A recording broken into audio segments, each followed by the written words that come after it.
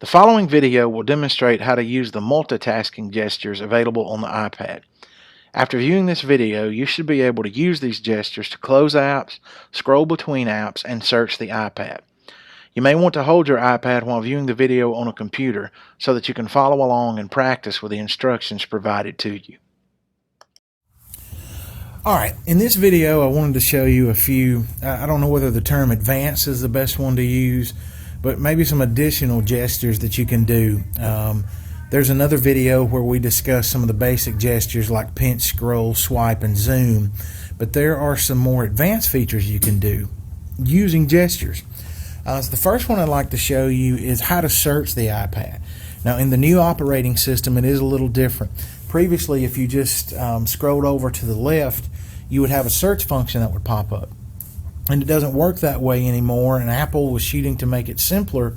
And all you have to do now is touch in the middle of your screen and swipe down. And you will see the search iPad function that comes up. When you do a search on your iPad, I'll use my wife's name for instance. It will find anything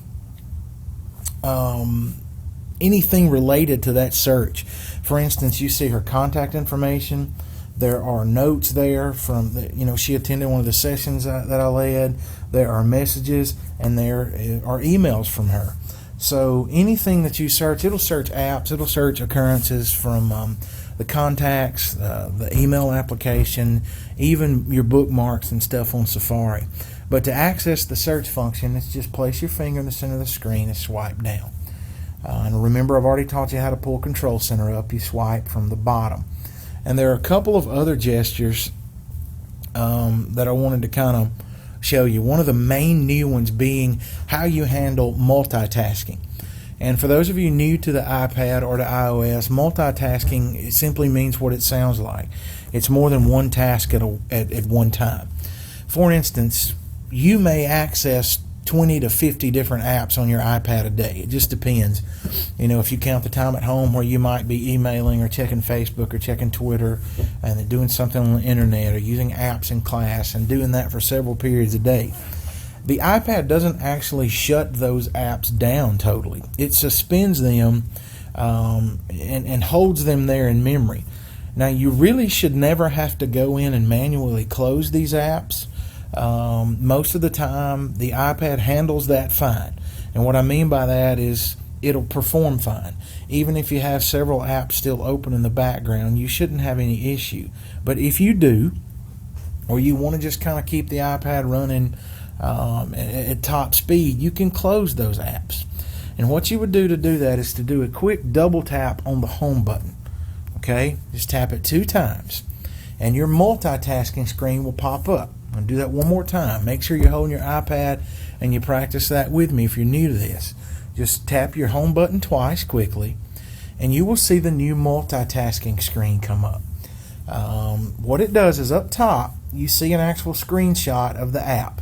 So you can see here where there's my home screen. There's Safari. There's the camera app. There's the timer app. There's my settings. There's my email app. There's my web app. So there's all kind of stuff there. If you want to close those apps, you simply flick up. Finger, flick up. And that app is now closed. This icon, you don't want to flick up from the icon at the bottom. That's going to take you into the app. Okay, that's a little different from previously. But you're going to want to just flick up. And that will close that app. Okay? And you might want to practice that a time or two. Open a couple apps and you can scroll through and see that I've got several open. I want to shut down the messages. There's an app there. I'm going to flick that up. Okay? So that's what double tapping will do. And there's a gesture in there known as flick. Apple refers to it as just flick up. But also, if I'm in an app and I want to scroll quickly through my open apps, I am just going to take 4 fingers and swipe from left to right. Literally, the iPad has sensors and it knows I'm dealing with 4 fingers here.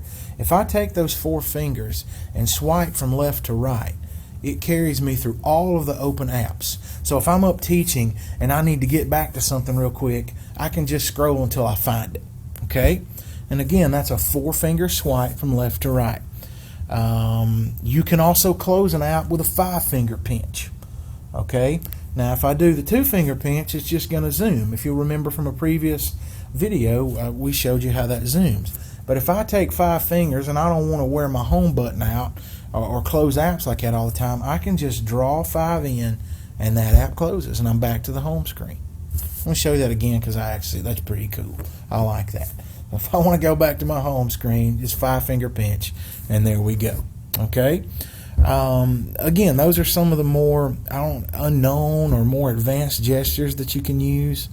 But that should, with the other video where you learned how to swipe and scroll and pinch and zoom, with this other video, this should give you enough information to where you can manipulate and control the iPad to do about anything that you need it to do.